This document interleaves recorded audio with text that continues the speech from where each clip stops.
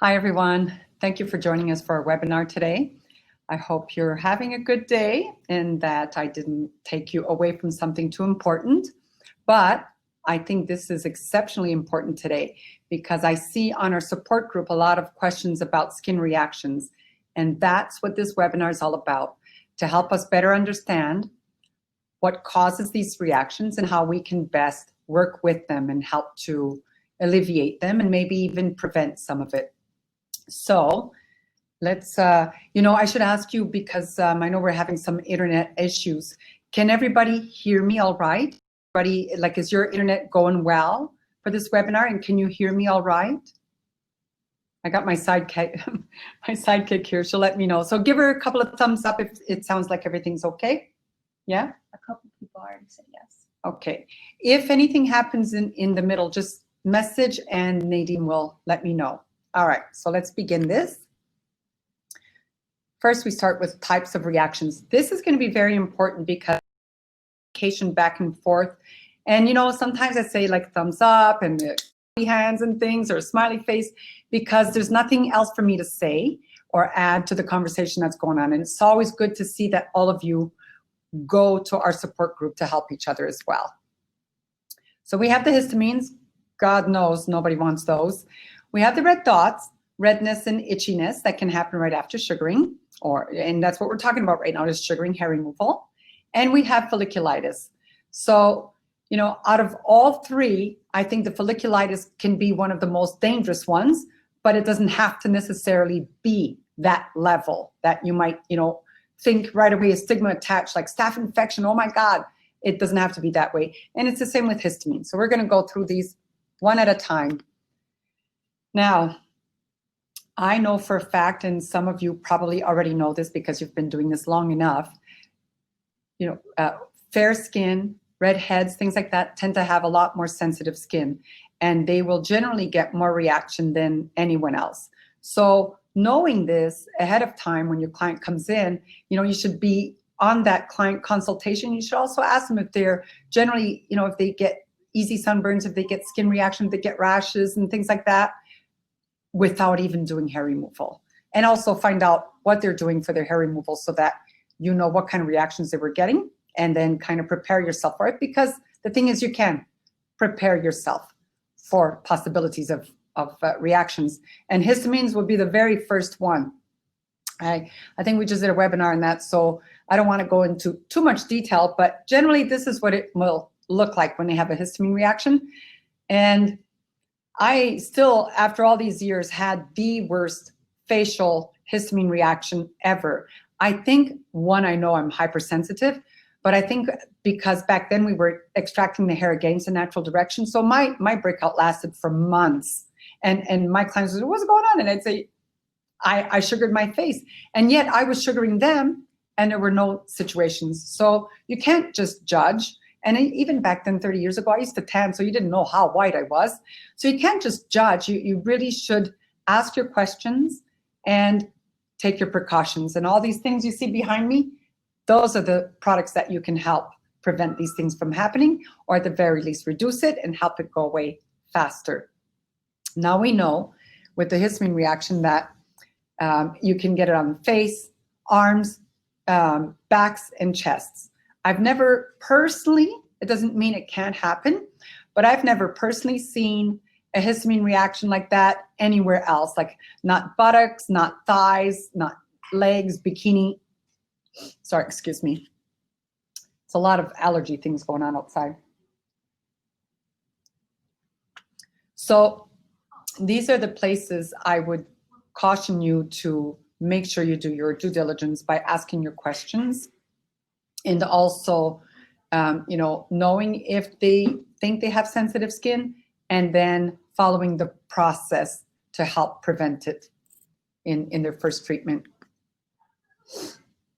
And that would be by patch testing. So you see this is eyebrows, right? I put that there for a purpose because, I asked Nadine to use that one because a lot of people think they have to, how do you patch test an eye? If somebody comes in and they need their eyebrows done, just do it. Where they might have sensitivity will be more on the upper, not so much here, but on the upper, where there's a lot more vellus hair. Somebody has eyebrows to be cleaned up. You're just going to do it and, follow with your process afterwards. And we'll talk more about that. So again, you don't need to patch test eyebrows. I have been asked if they should patch test eyebrows in the past. But if they're doing anything else, and the same with the upper lip, somebody comes in because they have a woman, they have upper lip hair, I just do it. They're going to have to bite the bullet, but I'll still do the diligence, or I used to do the diligence of asking the questions, and then making sure that you do the right before and after. Because if they do get a reaction, it's better you get rid of the hair so there's no more reaction than leave all this hair on the upper lip. So in that case, I wouldn't even bother doing a patch test for the upper lip. It's more so for the rest of the face, and even doing foreheads, because we've had some people request full cleanup of all the vellus hair, usually when they're darker haired. So I would definitely do a patch test. And I find, for me, one of the best places is, like, even if you look at my little hair covering here, I would do it here. This is like stress zone anyway. So I would do like a patch test here, because then it could probably cover headband or the hair if they did get a reaction, although it would be better if they didn't have anything on top of it. But if they have to go somewhere special, whatever, then they could actually help to cover it. So patch test is mandatory. Even the guys that come for backs and chest, because it's a big area. And, if they have a full breakout, it's a lot. But if you do a patch test and they have a small area to deal with, then the good thing is it's small. But the good thing is maybe you can see how long it'll last. Like, before you do it, you should do the process, which we'll go through. And then you'll see how long it will last. It's also, or a retelling for them to do at home. So then if they say, within a week it was gone. Yeah, let's do the rest. At least they know they'll be able to handle it. But let's say it lasts like months, or like me, like it was almost 3 months for my face to stop breaking out. Probably now looking back, I probably didn't just have histamines. I might have had folliculitis for it to last that long. But then again, I got rid of it without medication. So again, to the favor of histamines. So anyway, do the patch test, check how long it's going to last. And it's the same for a woman's face. Give them the CC mud to do at home, and make sure that they do the ritual every day and see how long the breakout lasts, because then you can guide yourselves. One thing for sure, once you start reducing the amount of hair they have. So right now, all the vellus hair is there. Once you start staggering their growth, you're going to have less hair extracted in any one treatment. And once you start refining, which vellus hair is already fine anyway, there's just going to be less signals going to the nerve endings, less reaction. So, best way to get rid of the reaction is to get rid of the hair in a healthy, natural way. Protocol. I don't know how many of you are following this process, but it really does help. So I would recommend, let's say you do a consultation with someone, because you should never do a full face without consultation first anyway. I would have them do the CC me at home before coming to see you, at least 15 minutes before, and not more than 30 minutes though, but that between that 15 and 30, so that you can begin your work. And you'll do the precept to make sure all of the CC me is off the skin anyway. And then you do your steps before your sugaring. And then once you finish, you'll continue the process and you'll apply the CC me again to help that after the mud. So they come in, they have the CC on. If it's their first time and you didn't consult them beforehand, you can do the CC me, but they'll have to wait 15 minutes anyway before you can wash it off. Then you do your precept and your essential tonic and your powder, sugar. You're done. Put the mud on. I prefer you use the mud with the essential tonic, especially in this particular case. Put the mud on, leave it on for a good 10 to 15 minutes. Not too thick, because you don't want to have to rub it off. Rehydrate it and then wipe it off. And then add your CC me again, and then you can send them home. In this particular case, I would forego the not the essential tonic. You can spray that on again. I would forego the Restore lotion and just apply the CC me. But I would definitely send them home with mud and CC me to continue taking care, making sure they don't have a breakout at home. And the same with the essential tonic. All these products, you see the powder's not there because that's not part of what stops and helps these reactions. But all these products, Sesame, Restore Hydrating Lotion, the mud, all the essential tonic, they're all anti-inflammatory, antimicrobial. The Sesame, the extra thing it does is it calms the nerve endings and helps to reduce the pain level if they're feeling anything like that as well, not just the itchiness. If you're unsure about all this, you have to try it yourself for bug bites, anything that itches your skin, or an ailment you feel, or somebody trust, because they work. I'm always saying, don't just take my word for it, although I speak the truth. There's no better truth than your own. So please find a way. And I know some of you on this webinar right now already know I speak the truth because you know your own truth of having tried it on yourself or somebody you really know firsthand. So don't be afraid because they really work. Don't skip the steps either. That was the adding the Sesame at the end again. So you mud, rinse off, spray essential tonic, Sesame. Send them home with the products. Now let's talk about this one I love. Red dots, redness, itchiness. For me, this is, I have to tell you, we couldn't find one. We really searched. So we don't have, if any of you ever think of taking a high quality, otherwise we'll have to do it ourselves, and we already talked about it. I want the picture of, and usually you'll see it on the legs, red dots right after sugaring. It's not connected dots where it's all red, but you see the red dot around the mouth of the follicle, because that's the most superficial thing that can happen. And it's the easiest, and usually within, 10 minutes onwards, some people could take just 10 minutes and it's gone. You're working on the other leg and that one's clear. And some people, it might take a day and even a little bit more than a day.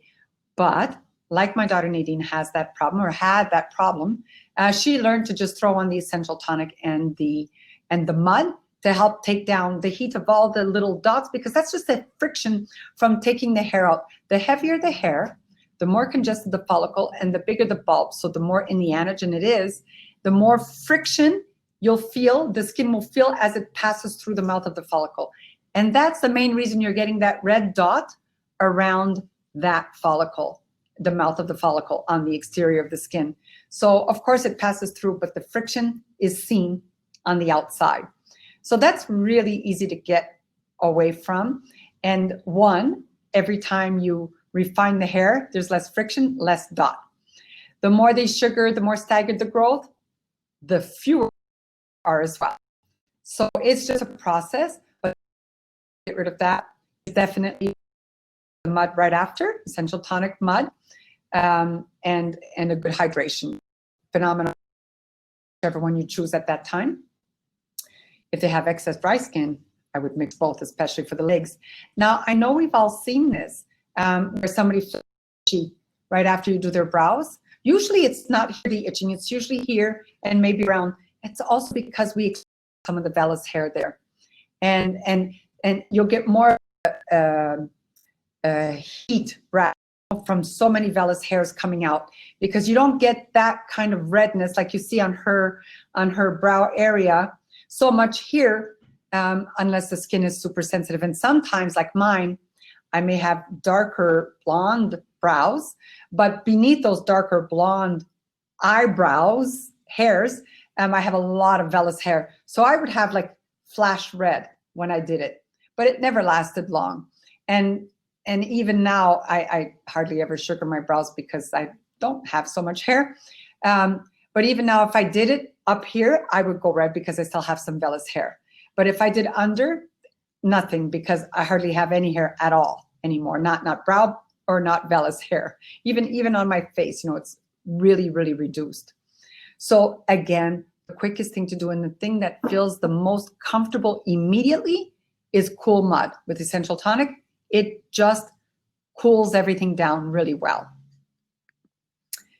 Now, one of the problems, and we're going to talk about this because if you skip steps, who was it? I wish I could remember what people tell me or who tells me. Someone, if you're on, you can say, hey, it was me. Someone just told me yesterday or the day before that they had a customer say it was a big difference when they got their sugaring done by this person versus another person, because they said the other person didn't do any of the pre-post, just sugared, cleansed and sugared, right? And they had more irritation. So they found the difference. And there's a reason why we have our protocol. It's not because we want to make extra money. You know what I mean? It's not, because life would be so easy if there was sugaring to do it properly like we do, and if we didn't have to do the steps that we do. But these steps are for the customer's protection, for the best treatments possible, the healthiest skin, and for our protection, because everything we do is skin friendly and is for a specific purpose, to help prevent bacteria from entering the skin afterwards, and to reduce the heat, right? Because heat can cause other reactions. So when we create that heat element from extraction of vellus hair, you want to take that heat out of the body afterwards, and the mud is super for that. Antibacterial, anti-inflammatory is the essential tonic as well. And the mud is also anti-inflammatory. And the sesame is anti-everything, basically. It's helps with inflammation, helps with discomfort, helps with discomfort by calming the nerve endings, and it helps with the itching. And you'll know that if you use it this year when you get bug bitten, even by mosquitoes. So all these things, and of course the Restore Hydrating Lotion is exactly what that is. Not only, you already know, with the veganism and how clean our products are, they're fragrance free. You know, some people say, oh, I wish, there was a smell. I like it when something smells. So do I. But also, I love when none of my products have an extra aroma, because I buy some very nice perfumes. So I want my perfume not to be overtaken by somebody else or something else I use, right? So, but for us, it's great for men and women. But the main reason they're fragrance free is because there's no point. So there's no point in adding any element of chemicals that are unnecessary. And that's who we are. That's why our products are considered very clean. So the hydration value is super strong without any added unnecessaries, nasties, right? This one we're going to talk about because I think it's a big one. And I think sometimes people feel like, oh my God, my customer's got folliculitis. If you're ever in doubt that somebody has folliculitis, I would say they should go see their derm. That's probably the best advice you could give them. But let's talk about those and possibly what they could look like, because I've seen some posts recently, in the last couple of months, and I don't remember from where, but someone had this problem. Little tiny bumps like you're looking at this one with little white heads and so on. Almost hard to distinguish between folliculitis and maybe histamine reaction, right? Very hard to do. And we're not dermatologists, so I don't pretend to really know. I'm sharing the base knowledge of what I have that you can absorb as well. And also because, I'm not a paranoid person, I'm a diligent person. And when I used to sugar, I like to have my customers follow those processes we put together to protect their skin.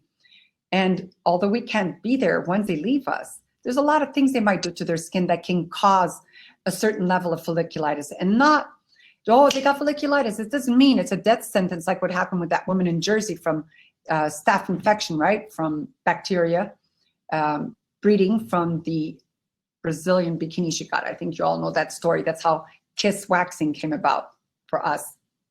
So you need to realize that there is still some things we can do to help prevent that, and also to help get rid of it afterwards if they do end up breaking out. Nobody leaves you with folliculitis. It's something that happens after they leave. So if they're going, and this is really, really important, let's go to this, because the common areas are, like we were showing, face, arms, can be upper back, even lower legs, right? I think it can happen anywhere, but these are the most. But one of the most common, so I want to shorten it to the staph infection.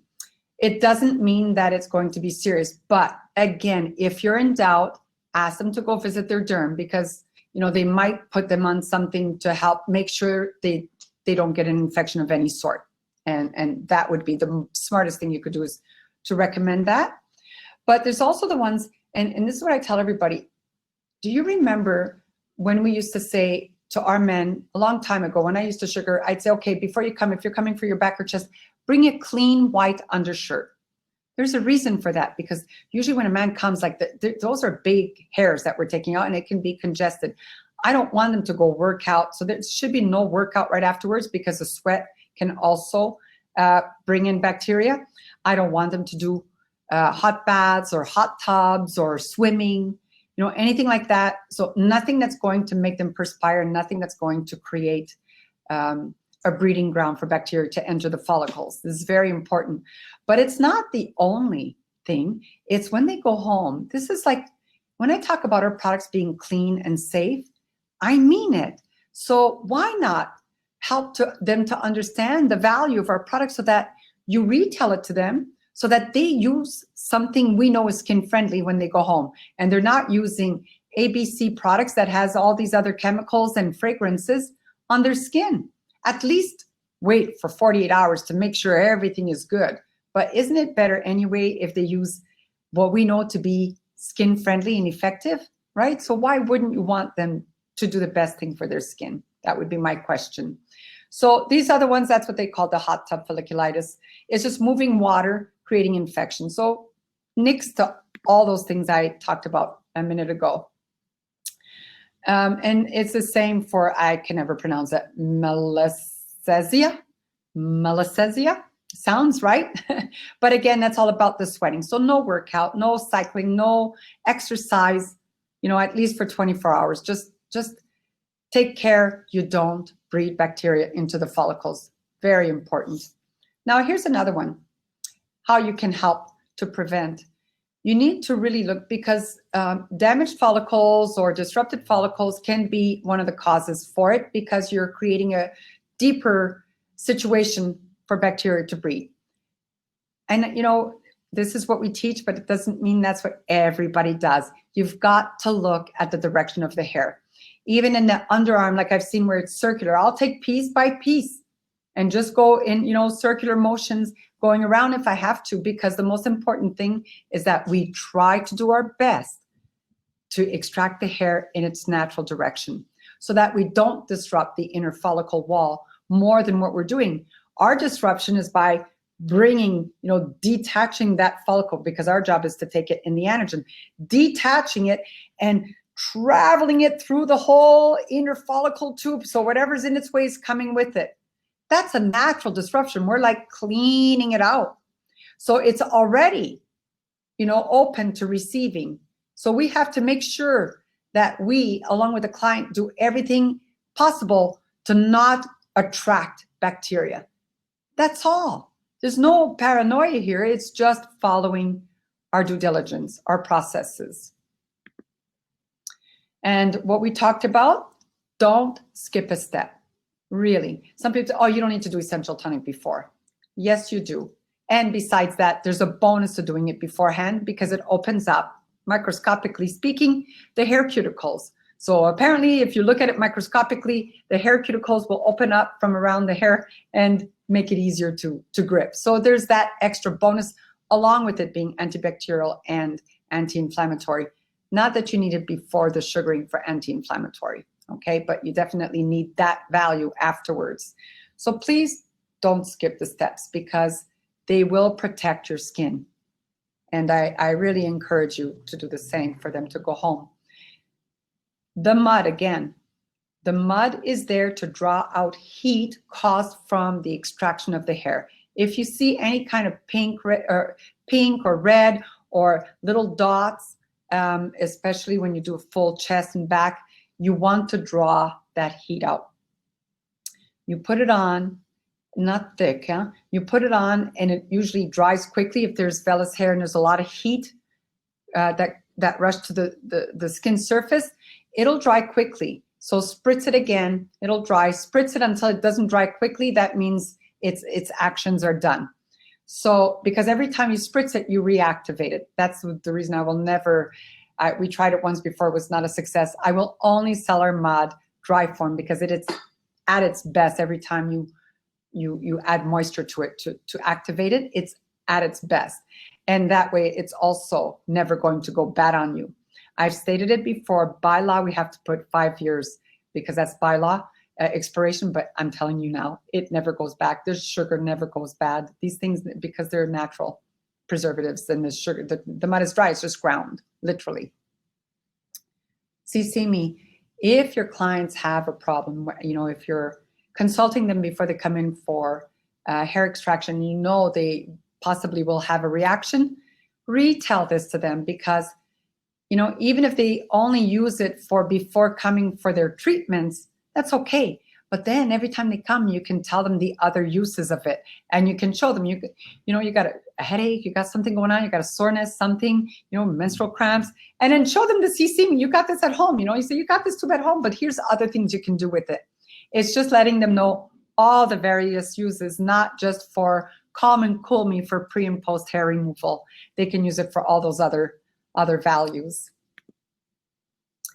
So again, I encourage you to retail, right? We're in business. Make money from retailing, but make money feeling very confident that you're helping their skin. So you're not retailing BS, you're retailing true value to help protect their skin. That's it. It's very simple to me. And Opa, again, we talked about this a minute ago, probably because I'm always ahead of myself. Please, please ask them not to use any other products on their skin that are fragrance and chemically induced. And you should ask them what they use anyway on their consultation form. And without giving insult, if something is not very good, and there's a lot of chemicals, you might say, this product is not the best for, your post hair removal. Even if you try ours, maybe the small 2-ounce ones, and see and feel the difference that it does for you immediately after for 48 hours. And then maybe they'll go into the larger ones because you can retail those as well to them. And we talked about that. So please, no exercise, saunas and all that. I say 24 hours, 24 to 48 hours. I think some of you already know this story. In the first couple of years when I started and I would sugar someone, I knew enough to say, now don't go tanning, don't go to the sun right after your treatment. These 2 cute young girls, they were even younger than me. I was in my 30s. They were still in their early 20s. And they said, oh my God, when they came back, we went to the beach, at Shirks and wherever it was. We went to the beach and we had no problems. So me, okay, this is on a Friday. I sugar my body after work on a Saturday. And I go tanning outside. And sure enough, really bad sunburn on my lower legs and my thighs. I mean, really, really bad. We didn't have the mud. We didn't have anything back then. Water and vinegar, ice water and vinegar to take it down. It was so bad. So, for me, I'm probably like at least 48 hours. But at 24 to 48 hours, usually you're quite safe by then, right? For exercising and saunas and swimming and things like that. All right, that's my story and I'm sticking to it. It's the same darn story I've been selling or representing for so long. So now I'm ready for any questions, and there should be a lot because I see what goes on the support group. Nadine. So, can pregnancy propel a histamine reaction in the bikini area? Client has never had it in the past, is now 4 months pregnant and sugared twice by someone else, and both times experienced this. Might not be a histamine though. No, I wish we had pictures. Please try to take photos when something happens so that you can share with me that way. I'm not familiar with any kind of histamines in a bikini ever. But what I heard is that someone else sugared her, not you. Was she your regular client, didn't have a problem, and then she's pregnant and went somewhere else? Can you respond to Nadine, please, so I understand your story a little bit more clear? Because it could have, everything I just talked about, it could be anything to do with that. But I don't know what her reaction looked like. I don't know who the other person is. I don't know if they received proper training. I don't know if they're following AP protocol with all the products. There's so many unknowns that's almost impossible for me to say what could have caused it. I've never, I mean, we sugar women like right to the day they're, the day before they're delivering kind of thing. And we have done that and we've never had problems. It doesn't mean that she didn't experience a hormonal difference, but I've never seen it. So they confirmed that, yes, she went somewhere else for her last 2 treatments. So in that particular case, it could be all of the things I mentioned. Could be how she was sugared, the products they did or didn't even use, and what she did afterwards. It could be technique. It could be a lot of things that I'm unfamiliar with. So I wish I could help you, but she's back with you now, right? Is she back with you? And if she is, you're following full process, full protocol, you can help her get rid of it if she still has the breakout. So someone asked, how often should they put CC on at home if they get it for at-home use? Okay. For me, it's an at will. If you're feeling itchy, put it on. You need such a thin layer. If you put it on, you feel good, and a few hours later, you're starting to feel a little itchy, that's your cue. You don't need to feel the itchiness. You'll know CC is working when you can go without feeling the itchiness. But don't forget the mud as well. So back to the original first question. She's just asking for confirmation if she's understanding it correctly, that there's no such thing as a histamine reaction in the bikini. I've never in my 30 years experienced that. And I've done a lot of pregnant women, including myself. Do you recommend performing CC and mud on every client or just those who are prone to reactions? So that's a very good question. And I'm going to answer it this way, and you can make your own call. When I do trade shows, I do mud and CC on all models that come from you from the audience. And I'm going to tell you straight out why. Because I can't risk a reaction when I'm actually at a show and trying to impress everyone. And I know that between the mud and the CC, if they were to get a reaction, it's going to be greatly reduced. But most end up with none. Yeah. So then so I leave the choice to you. Like, if you want to and you're thinking, well, they cost a little money, then up your price a little bit and include it and do it for everyone. It's really up to you. But for sure, if you're doing your consultation, you have any doubt, don't skip it. So someone asked, does CC contain any ingredient that is anti-inflammatory? Yes. And it's one of the Proceras. Yeah, I can't remember which one right now, but I can get it. Zan mentioned it is one of the Proceras. The Carapa. Okay, my apologies. I knew it was one of them. So someone asked, this doesn't really have to do fully what's going on, but what about obese clients? How they have to hold their tummy while getting in the bikini? The skin is so sensitive and sometimes raw. What can be done? They use powder to keep it dry. Yeah. So that's a really, really good question, because you can deal with that. And sometimes you'll have hair in that really thinned out skin.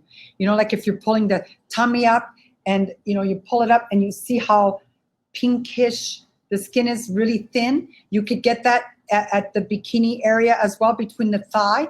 And so in that particular case, you need to have them stretch, and you need to do very small area. So if they have a few hairs, you just need to do just very light and get the hair out bit by bit. Because if you mold that area, the skin lifts and it could feel very uncomfortable. So it's not just about the powder, because if you keep adding powder and adding and adding and adding, then you're going to get too much powder into your sugar as well. If it's moist and you don't want to keep adding powder, then take a paper towel. So here's the bikini line. Take a paper towel, put it down, and do this with your hand. And you grab the paper towel and you come up off. So you basically, because you don't want to do this because there might still be little sugar residue, and then that'll do more pulling. So you just want to roll it on and roll it off with your hand, and that'll take the moisture. And then don't mold. Go few hairs at a time, because as soon as you start molding, you'll get more heat and more perspiration. So there really is a way to handle that, and it's bit by bit on those sensitive areas. So again, confirmation about the bikini histamine. So they asked not just pregnant women, any reaction that looks similar to a histamine after bikini area sugaring would be folliculitis or something else, but never a histamine. That would be about correct. So if you have a bikini that you think is folliculitis, then something's going on at home. They're contracting bacteria somehow. So, the mud detoxifies. So make sure if you have a client like that, that you're doing your skin cell softening exfoliation so that the mud can penetrate and start detoxifying and start not just detoxifying, trying to draw out impurities and for sure the CCME. But if they're really bad, sometimes you just got to send them to the dermatologist. So you got to look, are you disrupting the follicle more by not following? Because those are heavier hairs. Those are terminal hairs and they're deep. And if you're going to disrupt follicles anywhere, it's going to be where there's deeper hair. So you got to make sure that you really extract hair, like in its natural direction. Like try not to cause any more trauma than detaching the ball from the derma papilla and pulling it through. That's enough without pushing against the follicle and doing more susceptibility to contracting bacteria. Please. So someone asked what you would recommend for ingrowns. We do have the full webinar they can access. We do have a full webinar for that. Whoever asked about the ingrowns, and Nadine is going to type it out there with the webinar addresses for this. I did a whole webinar on ingrown hairs. I'm an advocate of the full circle, but I'm going to share one more thing with you when it comes to bikini ingrowns, and it only happened to me once in my whole career of sugaring. One girl I actually recommended that I'm sorry, but this was before I had the mud and CCME and things like that. I don't even know if we had phenomenal then. However, I couldn't get rid of her ingrowns. I tried it hard, and I had her doing the Epsom salts back then and exfoliating with gloves. And it just was so bad and only on the front part, the top front part. And we just couldn't get rid of it. And I even asked her to go to, I didn't say a dermatologist, I said to a doctor, because I just couldn't do anything to get rid of it. Even I was extracting hair in the natural direction, doing everything right. I did the outside thighs, like the thigh part, inside thighs, and I said to her, shave in the natural direction. At least you'll keep it, trimmed, like shave, or we can buzz and let all the hairs come out. I needed her to let all the hairs come out and trim it so that it looks good, but control, but let the hairs come out. And we did that a couple of months together, and then I'm going to be honest, I never saw her again because she probably figured there was no point in coming. That was the only time. Now, if I had her here today, I would still find a way to have her work with me, and I would still want to let everything come out and still just keep trimming it and doing the hair extraction where there's no issue, just to see if we could get to a good place for the skin. Because when you see that, you have tons of congestion, pustules, and you start getting hyperpigmentation. So I would want to clear, I think I would rather see beautiful skin and controlled hair than the problem I saw on this girl, which was the only time I ever saw it. But I think I've seen some on our support group as well at that level. Is it okay to sugar someone who has folliculitis? So I think it's best to clear up the skin. Just what I was explaining to you right now. When you're dealing with something with bacteria, the only thing you want to do is get rid of bacteria. So I think it's better, like soaking in Dead Sea salt would be nice as well. Mud, CCME, hydration, anything that's healthy for the skin, and work at clearing it up. I would advocate that before anything else. At the end of the day, if you're really representing with honesty, and with solutions, if they're going to leave you, you don't want that kind of client anyway. You want somebody who will respect your your skills, your education, and want perfect skin, want better skin, right? Than somebody who just wants to keep adding to the trauma. So let them go somewhere else, because for sure it's just going to, exacerbate the situation that they're already dealing with. I hope that's not the case. So I hope they listen to you.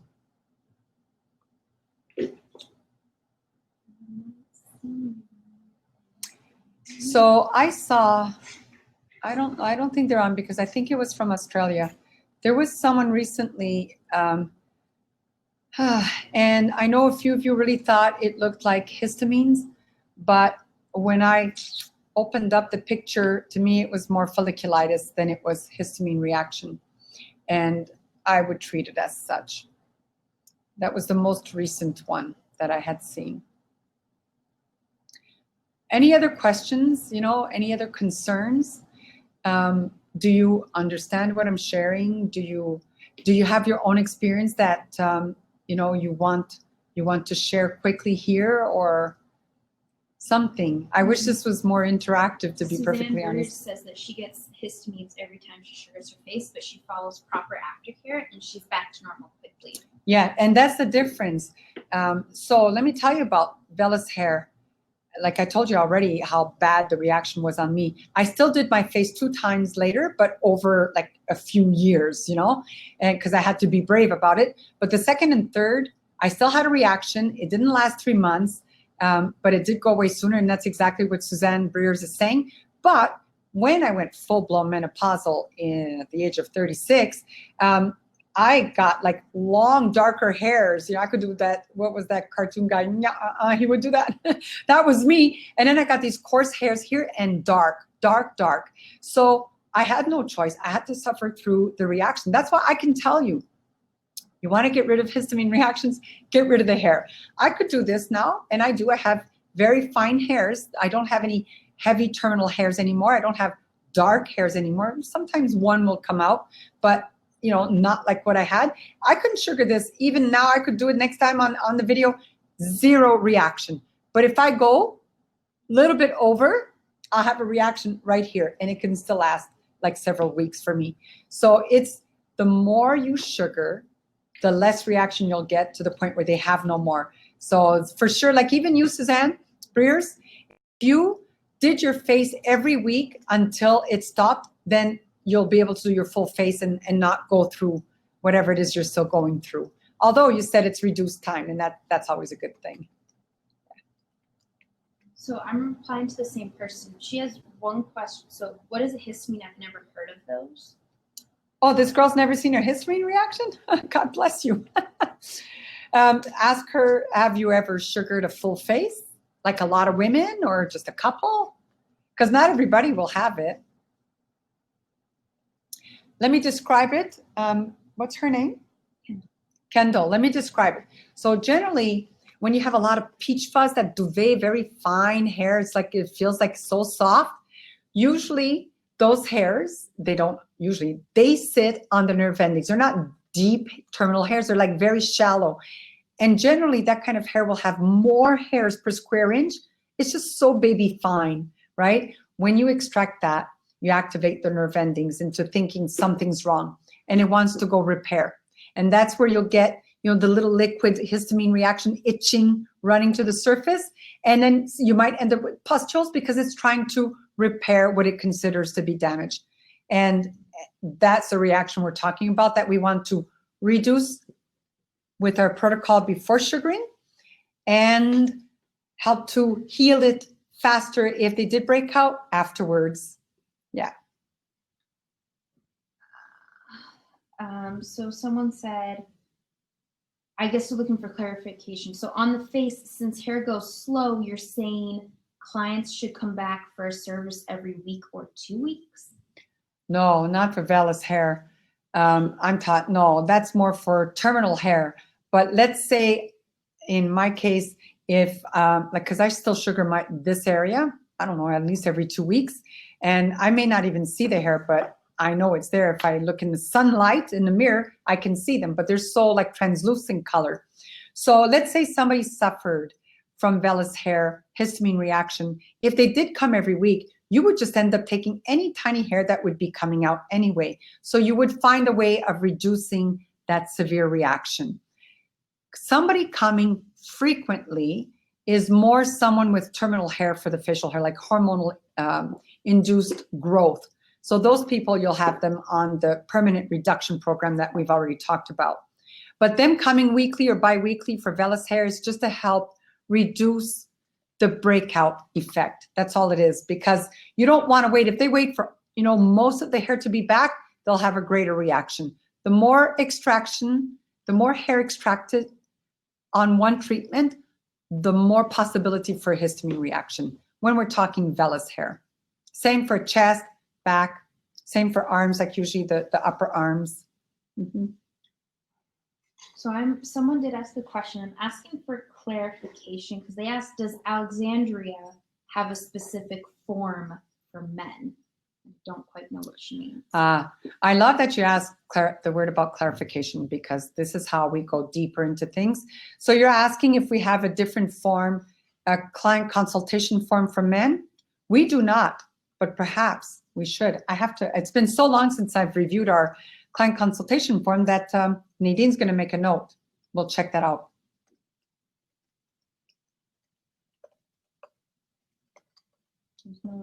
No other questions? Okay. I think we're all done.